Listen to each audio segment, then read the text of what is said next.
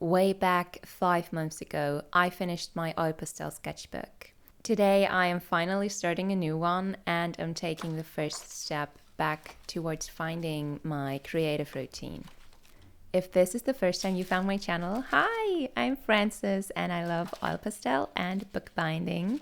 That might explain why I am painting in my hand-bound oil pastel sketchbook.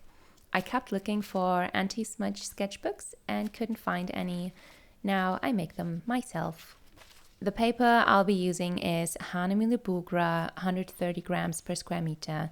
And for the sticks, I am using the Arrtx 48 set of oil pastels, which was kindly sent to me by Arrtx themselves to test them out. Before I paint in the new sketchbook, I'd like to swatch all 48 colors of this set and get a feel for their consistency. At this point, I didn't know what I'd paint because I'm a portrait girly. I thought I'd go with that. However, I immediately noticed some things. I will have to wear a glove because these lose pigment immediately, which isn't a bad thing, but I don't want to get my hands dirty. These are very creamy, buttery, maybe a bit too creamy, but we'll see about that.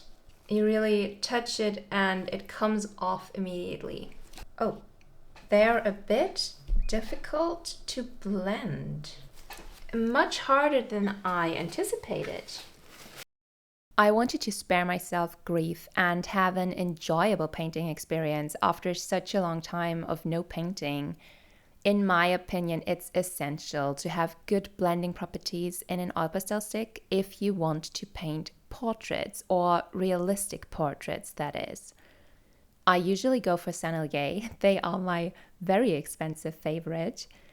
With these ones, I had a hunch that the Arrtx would be a better fit for a still life, a landscape, or maybe something experimental. Therefore, I skipped the portrait reference and went with this one instead. My thoughts so far are that half of these blend very nicely. Another thing I like is that they didn't just copy the names from Sennelier or Caran d'Ache, such as other brands, looking at you, Haya and Myungo, have done in the past. However, there aren't enough brown shades to really portray all skin colors. I'd have to mix a lot. But that is the curse of every 48 set, I think. They don't have enough shades, especially for portraits. And because this is a set, and I don't think you are able to buy these colors individually, you want to keep that in mind. As I am beginning with the first few splashes of color, let me tell you why I didn't post for 4 months now, the longest hiatus since starting this channel. Paul, my husband, and I bought a flat. I know, in this economy, how did we do it? Dark magic, patience, and a lot of luck. In April and May, I was extremely busy renovating, moving, building furniture, and taming the very unkept garden. Then came June, in which I was gone more days than I was home, attending bachelorette parties, a wedding, concerts, a birthday. It was crazy. It took a toll on my health, which is most certainly why July was 1 month of being very sick. But here I am, back to business, ready to give you new videos every 2 weeks. Let's talk about the still life tips I have for you. Most of these are universal and apply to many art mediums, but I have one special oil pastel tip for you. Still life photos are produced with care and thought, especially towards the lighting. The lighting is often angled to create dramatic shadows, which is why we want to focus on where your shadow begins, where the terminator is, as well as the reflected light.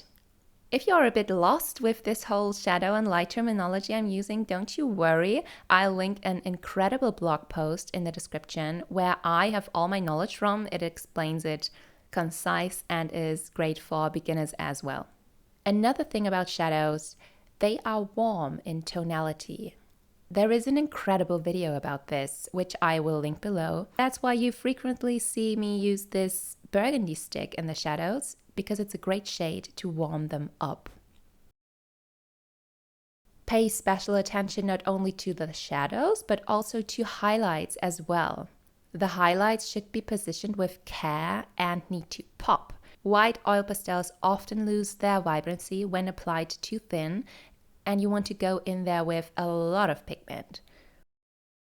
I'm using a small paper stump for this, and the highlights on the grapes, for example, should follow its shape, its roundness.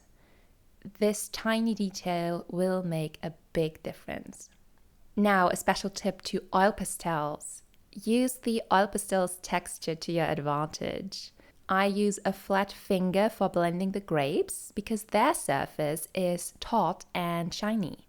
We can emphasize that and want to pay special attention to the blending to give it a lifelike feel. Same goes for the jug because the ceramic is smooth. Contrary, we have the pear where I disrupt the surface on purpose. You can achieve that by blending small parts at a time, placing specks of contrasting color, and also switching up your blending tools like I did with the paper stumps. Then the rough surface adds to the appearance of a pear skin. Last tip, use black sparingly and only at the very end. I will only use black for the occlusion shadow at the very bottom of the pear. This way the darkest parts stand out and create more depth. Now let me share some thoughts on the oil pastels I've been using for this painting, the Arrtx 48 set. I already mentioned my thoughts about the color selection. However, I was pleasantly surprised by the muted shades I frequently use in this painting. Especially khaki, rosy brown, olive green, and light brown come in handy with the still life.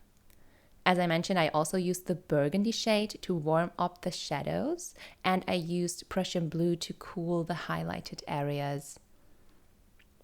I think you'd have a good time with still life and landscapes with this set, not with portraits, because I don't think they blend easily.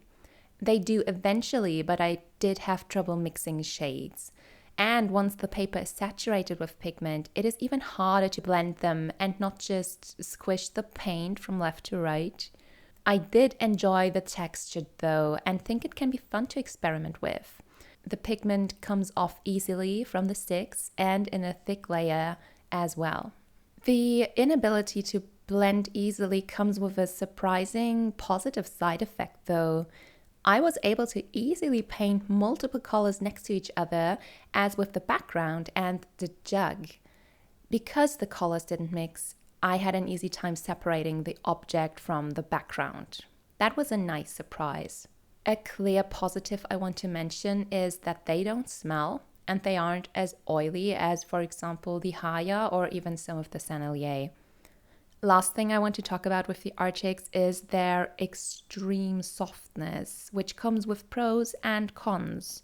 But a quick note before, if you found any of the tips and infos I gave you so far helpful, make sure to subscribe to my channel for future tips. Or leave me a comment with your thoughts on still life or the Arrtx oil pastels. I always love to hear from you. Now, about the softness. A clear negative is details are hard, if not outright impossible. These sticks are too soft to even remotely achieve them. I have a whole video on how I make my details with oil pastels, but these sticks were just too soft for me. And I will have to keep that in mind when using them in the future so as not to frustrate myself too much.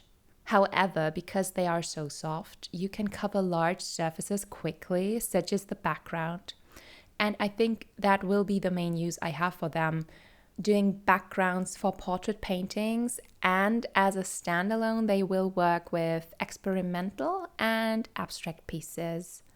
As with almost all oil pastels, there is no clear yes or no for these. It depends on what you want to use them for, and I hope this review gave you some pointers whether or not they are a good fit for you. I have some links with discounts in my info box if you are interested in them. This is my finished still life. I'm really glad I'm back and looking forward to see you in my next video. Bye.